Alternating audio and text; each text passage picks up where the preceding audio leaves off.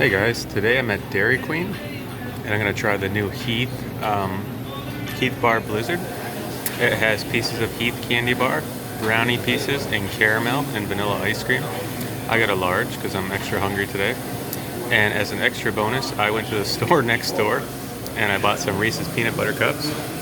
And I'm basically gonna have chips and dip, but with ice cream. So take a Reese's peanut butter cup like so. Dip it in the ice cream like that.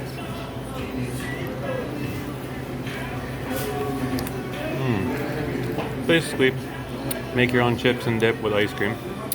Sounds disgusting. It's awesome. Now the Heath Blizzard itself is pretty good here. Like I said, it's got brownie pieces in it, caramel, and Heath. So all that mixture together is pretty awesome. So this is a limited time thing for the Heath bar. There's always blizzards, which is great.